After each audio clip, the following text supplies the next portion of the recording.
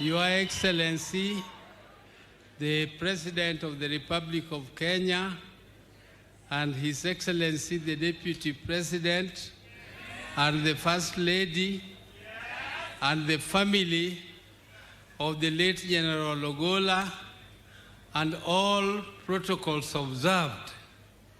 I stand here on behalf of my family, the family of the late Jaramogi Oginga Odinga, on whom I represent as the chair.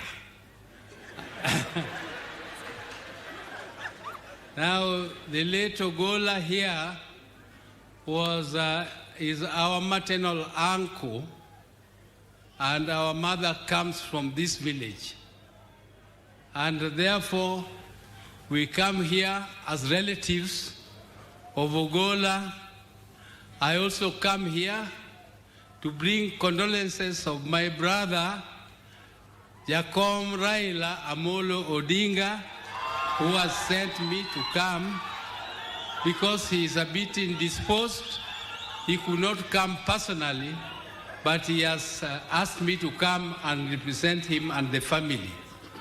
So I also want to bring condolences of Uhuru Kenyatta, the former President of Kenya, His Excellency, who has also brought his condolences to the family.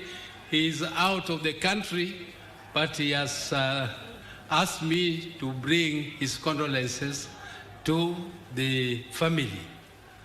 Now, I would only want to mention one word after saying words of condolences and sympathies to the family. I would just like to say that the death was an accident, but even though it is an accident, in this region we have had many such accidents, and we have also had assassination of leaders from this region. So when such things happen, we are a bit suspicious, not because of anything, but we want to know the truth. We want to know the truth. And I want to ask our uncle, the general's son, not to be impatient with us. It is not because of anything. It is just because once beaten, twice shy.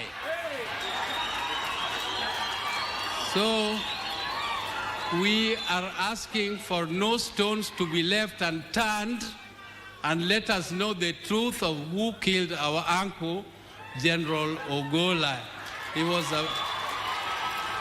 He died too soon, and we are a bit shaken by his death. And you people know, we lost Tom Mboya in very tragic circumstances. We lost Ouko in very tragic circumstances. And when we lost Ouko, I was part and parcel of the team of parliament which was investigating the death of Ouko. And I can tell you it was very sad, because the regime at that time managed to convince the family to be very protective and not to allow people to go into details. So young man, please just allow investigators to do their work.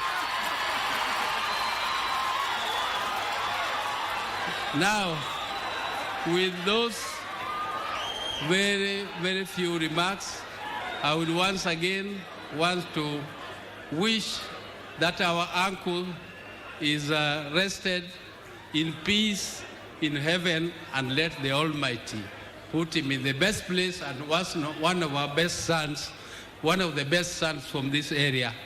We wish that the Almighty puts his soul in peace, and let his family also rest here, and we shall be with you all the times. Thank you very much.